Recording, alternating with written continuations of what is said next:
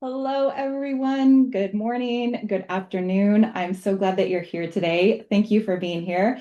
Kieran, thanks for being here too. Oh, he just left. He'll be back again in a little bit. That's our speaker for today. But before he joins us out here on stage, there's a few housekeeping things that I'm going to go through.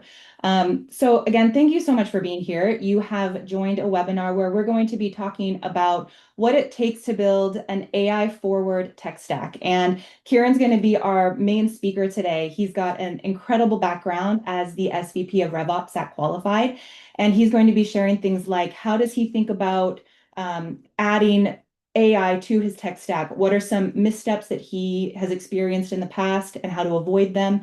And some things that he's really excited about regarding his tech stack and what he's seen in the industry this year in 2026. So it's going to be really cool and great to have him here. Thank you, Kieran. I do have a few more housekeeping items I'm going to cover first.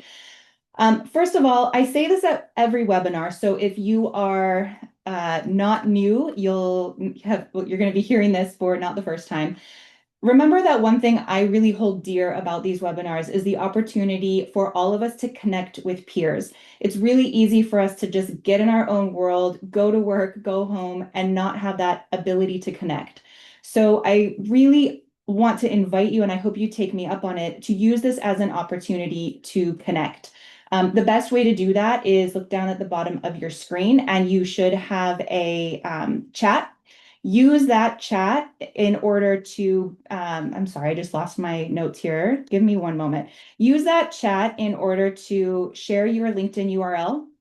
That will allow you to connect with each other. If you share your URL, that means that you are open to connections, and please connect with everybody else as well.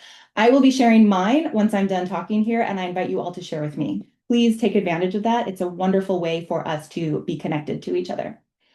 Okay, a couple other housekeeping items. Yes, we will record this. Yes, you will receive a recording in a couple days.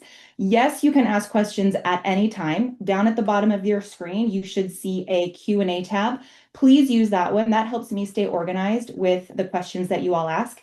If we don't end up with enough time to get to all of your questions, don't worry. I always write a blog post and make sure all the questions get answered, and I will share those with you at the end. All right, now there's one last thing that I want to cover before we begin our official content here, and that is telling you about Vaughn. Vaughn is who we are. It's the product that we've been working on, and we built Vaughn to be an additional headcount for RevOps teams. And we did this because we recognize that RevOps teams get so many ad hoc requests that their queue is never ending. It's just continually growing. And not only that, it's also really common for your CRO or your sales leader to ask you for just a quick report at 4:30 in the afternoon on a Friday. And of course, the response is needed before the forecast call on Monday morning. So Vaughn is built to execute these tasks from end to end. You simply give Vaughn your never-ending queue requests, the tasks that you have in your queue, and Vaughn can do it. It will do it much faster than any human can, in fact. I have some examples to share with you for what Vaughn can do. It can do things like rebalancing territories based on a new ICP. It can build a workflow in Salesforce. It can create validation rules. It can automatically move opportunities from closed loss that haven't been touched and seem to have just kind of gotten lost in the shuffle of things. It can even create an entire board deck based on any analysis that you need. The reasons that Vaughn can do this is because of three differentiators.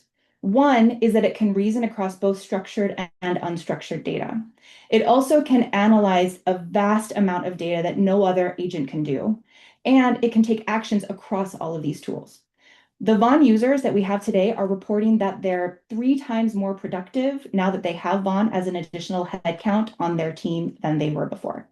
I know this sounds too good to be true, but we are offering attendees to our events and webinars a 4-week trial with minimal setup for free that you can test so that you can see this for yourself. If you want to try it, I'm going to share a Calendly link in the chat just shortly here. Book some time. We'd love to show it to you and hope that you see the same value and magic that we see. Okay, with that, I am so pleased to welcome Kieran Snaith to join me. Kieran is the SVP of Revenue Operations at Qualified. His experience is spectacular, that has led him to the role that he's in today.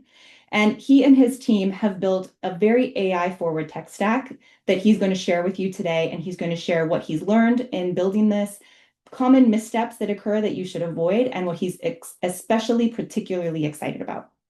Okay, with that, Kieran, please join me here on the stage.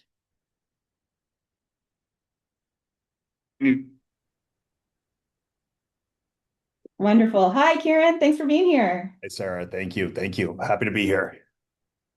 All right, so Uh, Kieran, I'm going to stay on stage with you. Go ahead and just do your thing. I'm going to stay on stage and I'm just going to nod along. And if any questions come up in the chat, I'll interrupt you and ask you for clarifying questions. Great. Let's kick it off. Yeah, my name's Kieran. I run revenue operations at Qualified, and I've been fortunate enough over the past couple of years to really be leaning into kind of the AI trend. And really, I think we have built kind of an AI forward tech stack here at Qualified. So happy to get into it. I'm going to be covering three main items today. We'll be covering evaluating and choosing tools for an AI forward tech stack, how to do it, some missteps to avoid. I've got some scars, some battle wounds that I'll share with you all, and hopefully you can learn from some of my lessons, and just get a better start to kind of your AI journeys. And then lastly, we'll talk about what excites me most for revenue teams in 2026, specifically within the AI developments that we are seeing.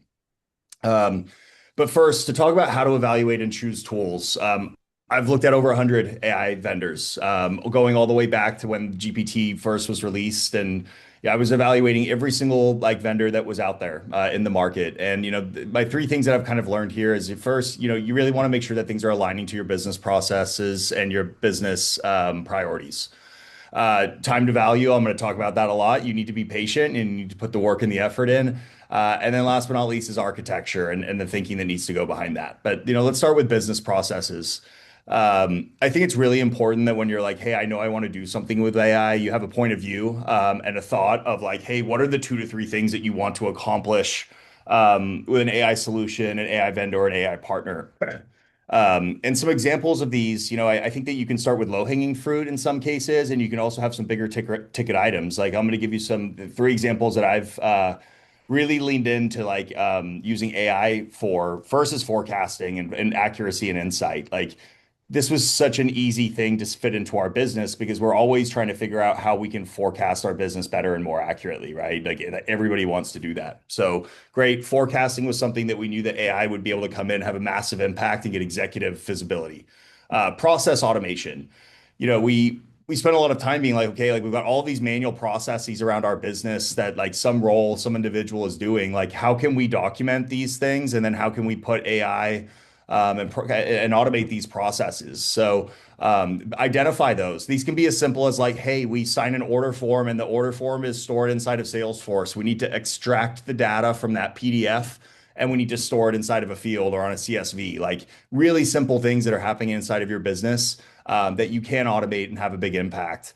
And then, even another one for us was inside sales automation. Like at Qualified, we sell an AI SDR. This is what we do. That's our bread and butter. But we also did a lot of things to automate our outbound motion internally here. Think about how to prospect automatically, how to like research prospects, how to gather the information to personalize an email with AI. So these are the things that we kind of thought about, and like how do we identify 2 to 3 kind of critical revenue problems that would have a big impact to our business. Time to value was really important in all three of these. So again, I've talked about forecasting, I've talked about process automation, I've talked about inside sales automation, specifically with outbound, right? Time to value is something that you need to be wary of. Some of these things are going to be really fast and you're going to have a quick win in hours, maybe even minutes in some cases. I'll go back to that like PDF extraction example, right? Really simple like processes that you can automate very quickly. But when you step back and look at your business as a whole and you think about the way that your inside sales rep or your support rep or your CSM is operating, it's going to be quite intricate. And you need to have all of those things mapped out, and you need to put the time and the work in to kind of get that value from those types of implementations, especially those larger ticket items. The last thing I want to touch on here is the architecture first. Okay. Like there's a lot of point solutions out there, a ton of point solutions that will do one thing for your business. We've evolved past that. I think now you need to be looking at what are my systems of record inside of my business and what are my systems of action. For us, we're a Salesforce shop. Our single source of truth is Salesforce. Everything has to be in there and tracked in there. Okay. So I'm always looking at vendors that have really strong integrations to Salesforce and our other systems of action, Gong, Outreach, things like that. Um, so you want to make sure that they're deeply integrated. And then you also just want to make sure that you're not creating like another silo here. Like AI should unlock like tons of power across all of these different systems. It should compound on itself. You shouldn't be creating another data silo. So if you're doing something that you are gonna you want to automate some sale AE work, great. Well, how do you manage your AE? You do it on the activity objects in Salesforce, and that's how you measure and manage them. Great. You need to buy a product that you're going to sync activity into Salesforce and measure the same way. You should be comparing it to the human output that you're expecting. Um, you want to be looking at things that are nimble on architecture. Like your business is going to move and evolve very quickly, and you're going to have this evolving implementation with you when you're kind of building agents to do these things. So you're going to want something that's going to be able to move with your business and be a little bit nimble, not something that you're going to have to tear down and rebuild every time you make an adjustment to some of your processes or fields inside of Salesforce, things like that. So I could go on and talk about how to evaluate tools a ton. Feel free to reach out to me if you ever want to chat, but these are kind of my three that I wrote down quickly. Focus on business processes, 2 to 3 critical revenue problems, really important. Expect time to value in some of these things. Your larger ticket items for me took 9 months. I was getting value in weeks, but before I had a fully finished product that we're like, hey, we feel like we're done, 6 to 9 months, and then you're already on to V2 and V3. It's never finished in some cases in some of these agentic builds. And then focus on architecture. Don't build another silo. Get it all into your existing systems of record or action. So then missteps. The first that I think about here is assigning ownership, right? It's very easy. We all see this. Every executive, CEO, COO, board members are very excited about AI, right? And it's like, okay, you've got a problem, put AI on it and like go fix it. It's really important that you assign ownership um, to AI, and that owner should likely be the individual that owns the problem at that business. So, an example, I'm going to go back to my forecasting example. We were using like three different ways of forecasting: manager roll up, we were doing opportunity roll up, and then we were doing like an adjusted CRO. Okay. Then all of a sudden, we were like, we really want to have another lens in here, an AI lens that has its own judgment call independent of us. I'm not going to give that to the IT person. No, I'm going to give it to my VP of Sales Operations, who's responsible for forecasting. And then we basically would actually judge him against the AI. Every week on Tuesday, we would say, who's better at this? Is it Nick, our VP of Sales Operations, or is it the AI here? So we're actually judging like the AI versus him and building some healthy competition there. He felt ownership over that because he's like, wow, I own forecasting. This AI engine's coming in. You want people to feel ownership, and it should sit within the same type of ownership with individuals that own that problem. Well, I wrote down secure CRO sponsorship here, but this is secure executive sponsorship. I work in revenue operations. I report into the CRO. For me, it's very important to have the CRO excited and sponsoring these types of things. How do you do this? Focus on, your big ticket items, right? Things that are going to really move the needle for the CRO. So I think about like how we can have more of the AE's time selling on customer calls, less admin work, right? How can he get all the insights that he needs on demand? How can we have less forecasting issues? How can we have better pipeline hygiene? If I could do all of this on autopilot for him, he's going to say 100% go get it done. So really finding those critical business issues that are going to apply to your CRO or business partner.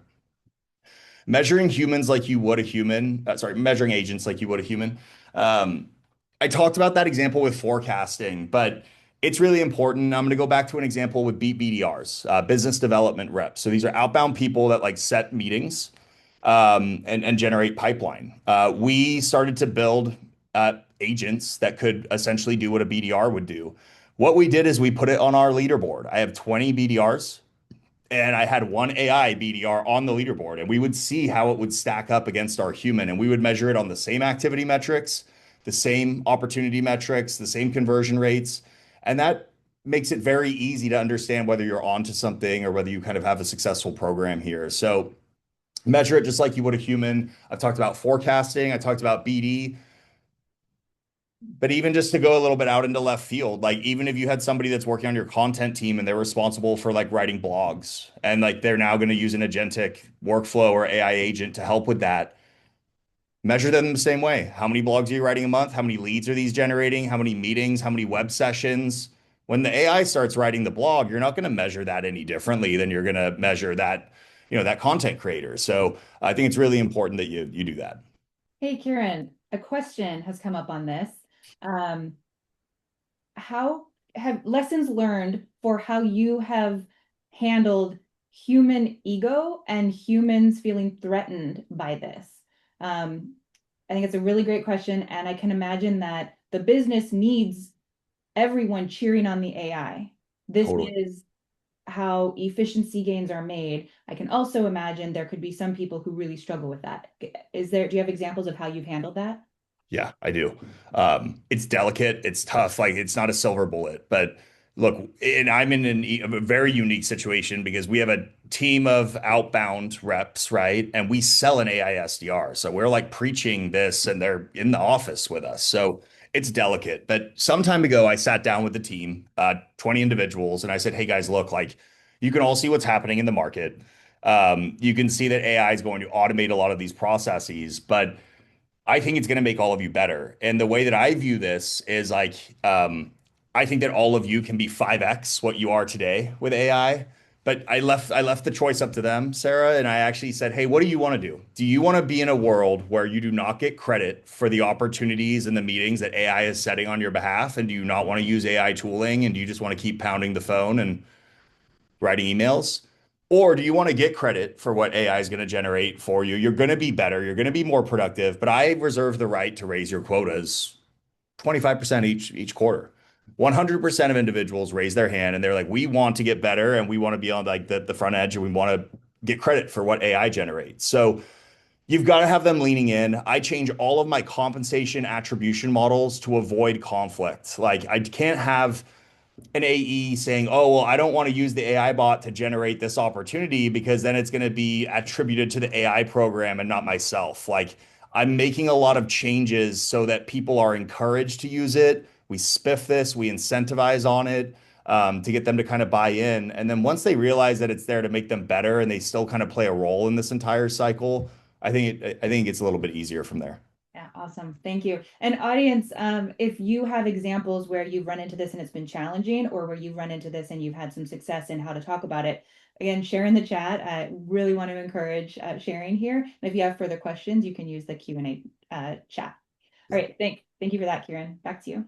The last one here is just QA, QA, QA. And this goes back to the time to value. Like if you are doing something complex and you're trying to replicate what a human has been doing inside of your business, it's going to take time. You're going to be spending a lot of time doing QA. It may seem like it's never ending, but just understand that that is a really important piece of the puzzle, especially when you're doing generative type work, right? Craft this email, craft this blog, things like that. Like you're going to be doing a lot of QA and coaching and training that agent. And just know that going in, you're not going to set it and forget it. The more you QA, the better your output will be.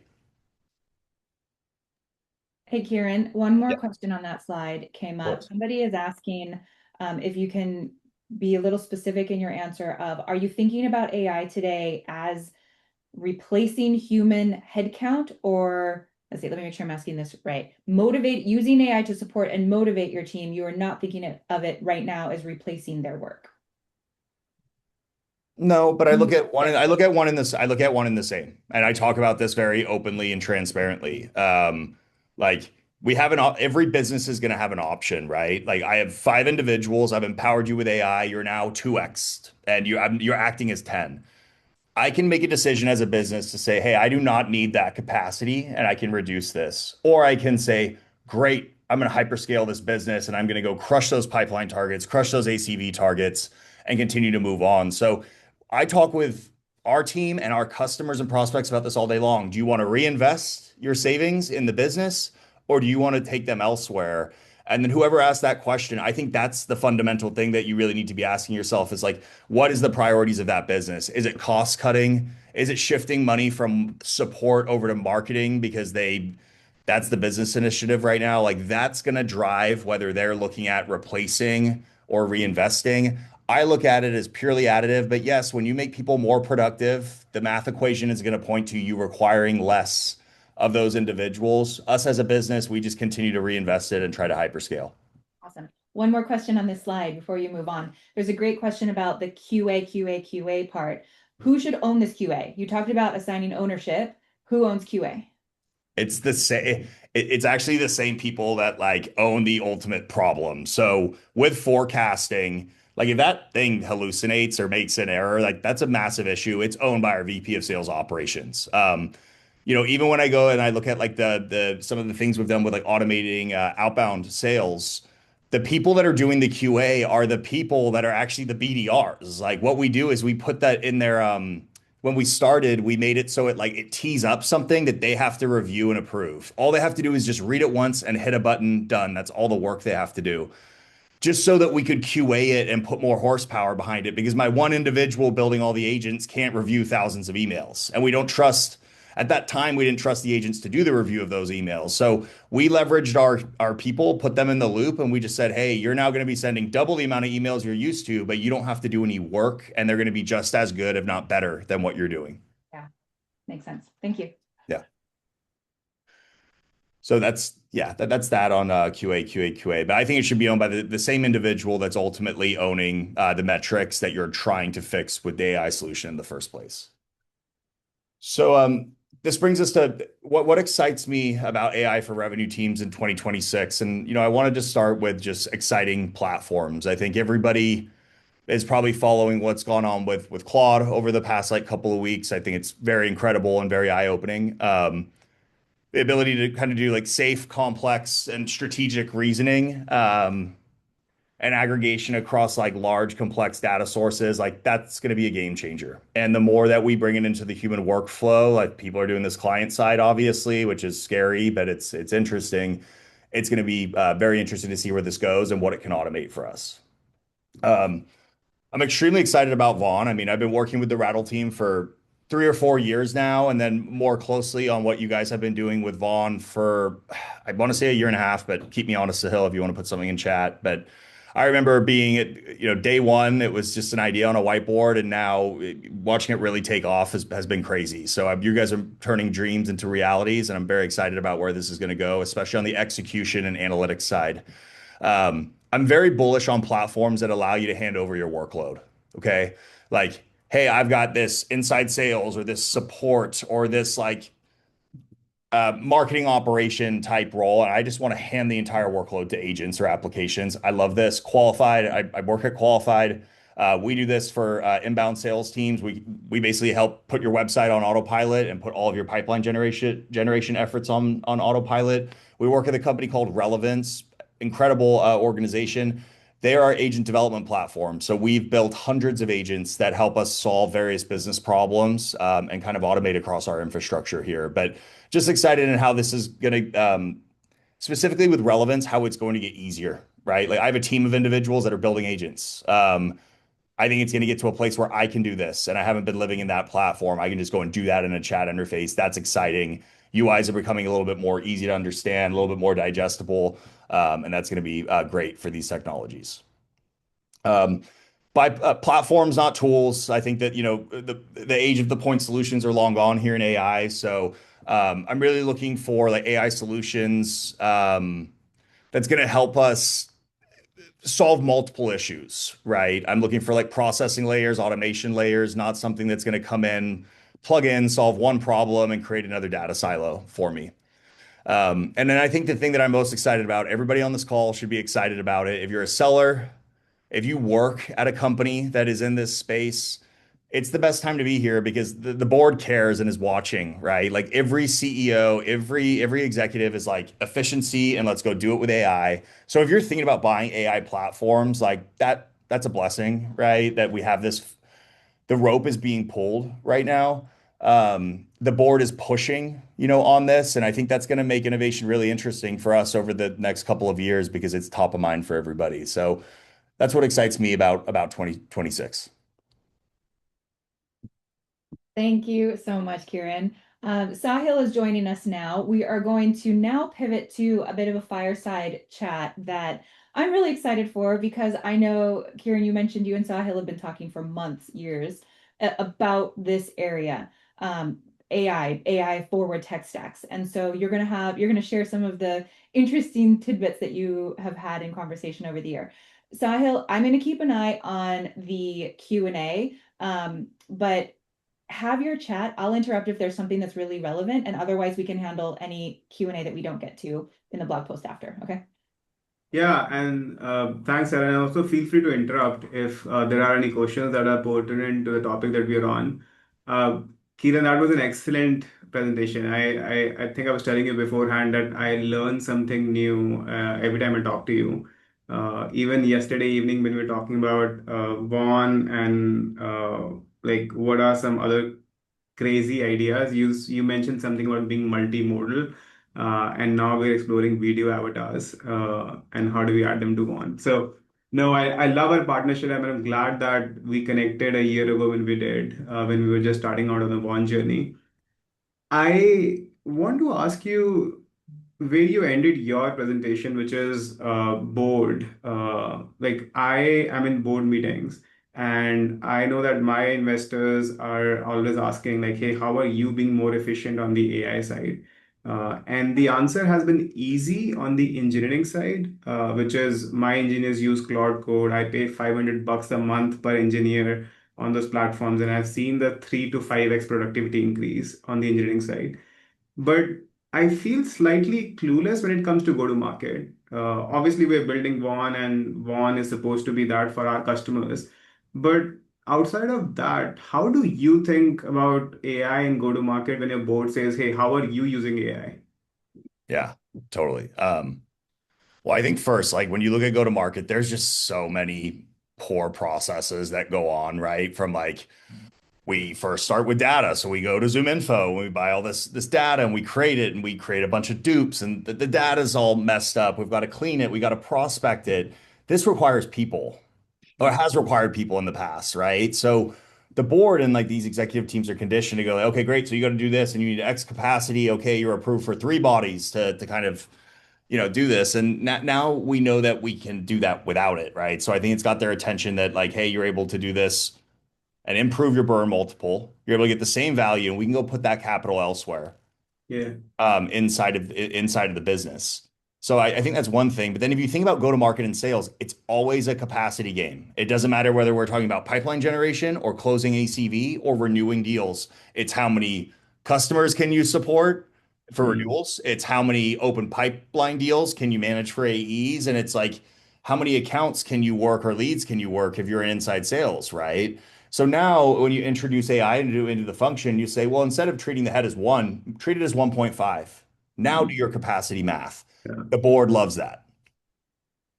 Yeah, I love that. So you're basically not starting with inputs or ideas, but you're starting with the output, which is I care about increasing capacity. I care about improving my, let's say, an AE quota from 1 million to 5 million Yeah. in ideal world. And what are all the things that I can do to make that five?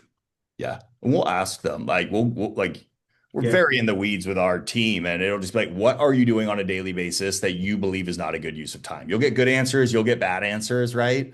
But you have enough of those conversations and it becomes your cultural norm at the company that it's just like, you don't like something, you raise your hand and it will land into the operations team. And like, someone's going to say, hey, we're going to fix this and automate it for you, right? Yeah. Um, And how do you? Okay, so I remember a conversation we had, I think right about the time when we started working together on Vaughn, where you mentioned something that your CRO said a few years ago when AI just came out, which was that he wants to run his entire business in chat. Yeah. Maybe share more with everyone who's listening. What Yeah. did he mean by that? Or what did he mean by that? Yeah. So Robert Zimmerman's the CRO of Qualified. He was at Salesforce for many, many years, early employee there, and then over at Twilio. And he's been here for 5 years or so now. But 2 years ago, when we started to see the GPT craze kind of take off, I remember I was I was looking at a lot of AI vendors, and his light bulb went off, and he was like, "I'm gonna one day, like, the future is I'm gonna run my business in chat. Like, I'm not gonna go to you or the AI, the you or the ops team. I'm just gonna go to an agent, and I'm gonna say, what's my forecast? Where's my risk? What do I need to do this week? Who do I need to meet with? Things like that." And I was like, "You're right. I don't think we're there yet. In my mind, I just put every hurdle possible in between where we were in that vision. And, oh, well, it won't understand our data model, and it won't understand this and all the errors that we have, and like that's where these systems will trip and fall down. And now here we are, like, 2 years after he said that, and like, I think I sent him the Slack the other day. I was like, "Go log in." I was like, "You said this 2 years ago, and like you can now do it 100%. You can run your business here." We'll eventually get to that analytical layer and that dashboarding layer, right? And then that begs the question of like, what does your revenue operations team then do? You know what I Yeah. mean? Which is another conversation that we can have. But yeah, he 2 years ago, he's like, "This is the vision," and I think that we're here. We're seeing it now. And you mean you asked him to log into Vaughn to do that? Exactly. Yeah. Yeah. Yeah. Yeah. I think you brought it up for the first time, and I started thinking as well of this one interface that can go across systems and can actually reason with your data. But one thing that just on this topic, one thing that I learned over the last 12 months of building this, and by the way, like I don't know, Kiran, if you know this, but we spent 3.5 million in R&D last year Wow. to build one. And this year we are on track to spend 8 million. We got this shiny little trophy from OpenAI for crossing 10 billion tokens.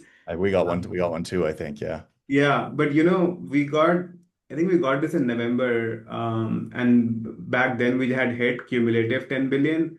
Right now we're consuming 10 billion tokens a week. Wow.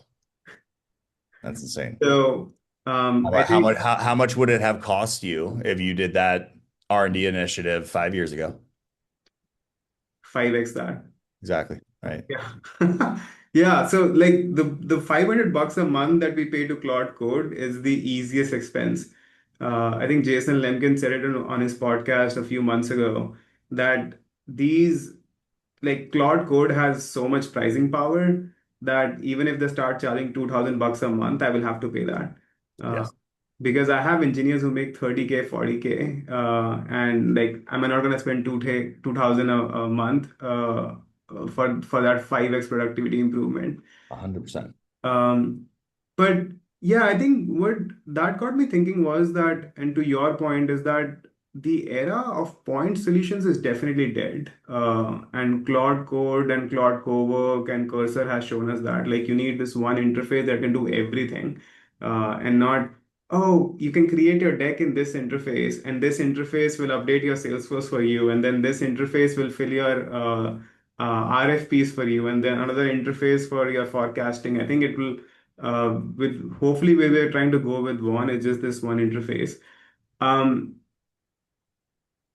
I want to pick up where you just left off, which is then what happens to RevOps? How does RevOps evolve? Yeah, I think it's a great question. I mean, like, look, when you talk with different people about what their RevOps team does at every business, it's so unique. Okay, so like here, I'm very go-to-market focused. I've talked with people that like they really work closely with finance and like RevRec, they report to finance. So in my world, what I'm used to is like revenue operations is essentially the team that's responsible for like standardizing the data model across all the business units, the technology and the processes across each marketing, sales, success, right? So standardizing process, technology, and systems. Okay. Now, like a lot of the job is just delivering insight. Hey, I want what's the answer to this question? Can you build me this report? Can you build me that report? That area of this job goes away. It's gone. It's a matter of months, 6 months. So if you're in this role where you're like turning and burning reports, nonstop, and like you just can't find the time to go get to something else, which is like a bigger rock that you want to turn over for your business, like it's there. And you should look at something like Avon because you can empower somebody to use this interface and get answers to their questions without getting in your queue or taking time out of like your day, for instance. It's only going to get better as well. So I think the ad hoc on demand reporting side of the job completely goes away. And it's more of an infrastructure QA heavy type role where like our job is to make sure that like our agents are set up in a way to give the consumer exactly what they want and need out of it.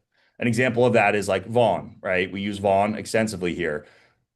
I now sales leaders are not going to need to ask us for reports anymore for insight.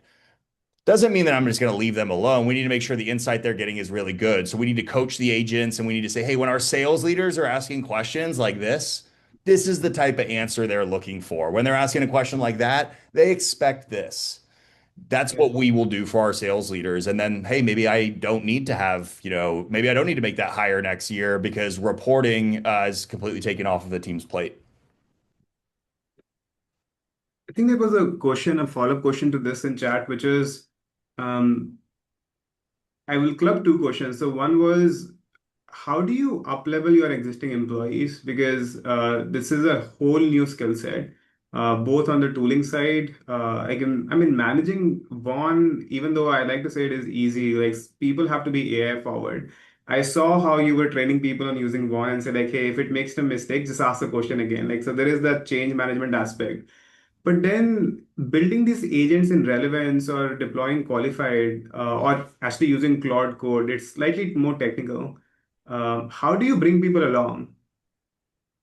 Yeah, I mean, I've got a tough answer for this one. It's hard because like when everything started shifting towards AI 18 months ago, like one of my execs came to me and they're like, if you're not thinking about this, you're fired. Period. Like done. It's like, okay, got it. And I've always known part of my job is to have my ear to the ground on go-to-market technology. And it's just like that's the easy thing to do in this role, right? So I started to pay attention really closely, but then you know, that does a couple of different things, right? You're now having a big impact on your business and everybody's watching that happen and they're like, I want to get involved in this. So like you could almost say that I was an internal champion, right? Where somebody was like, Kieran, if you don't act on this, like you're going to lose your job. And then everybody saw like the impact and the exciting projects that were getting done and everybody wanted to go and like kind of play a role in this. So that was like a groundswell Hmm. that we built. Now, like there's still learning curves. Some of this stuff's really, really hard. Like I have access to tools that like I've never built a thing in, and that's so unlike me. Like I know how to admin every solution we have, except for some of these newer like agentic platforms. And I've got to like work with my team to make changes. They're now releasing chat interfaces where I could build it. You know what I mean? So everybody's trying to simplify the the implementations. And I think that that's going to empower everyone. So it's like you're living in the old way. You need to leave that behind and like suspend disbelief for one moment that you can't do this or you don't know how to do it. Just go talk with that chat interface and just dedicate yourself to it. Commit for 30 minutes. And I think you'll surprise yourself with what you come out with. Yeah, I'm constantly assigning those projects to like, I want you to just sit there for 40 minutes and pound on that thing because you will get the answer if you spend the time. yeah. Your answer is it's the hard answer that nobody wants to hear, which is I know that you don't want to do that, but you have to. Yeah. Yeah. I Um, came off mute because I wanted to just add a little thought to that as well.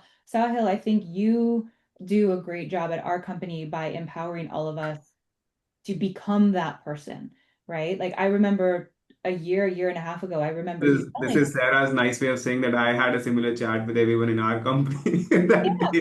but it's different than saying you're fired if you don't do this, right? Like, Yeah. sure, that's what you meant underneath. But what you said was something more along the lines of this is our future. This is our future, whether you're here or whether you're somewhere else.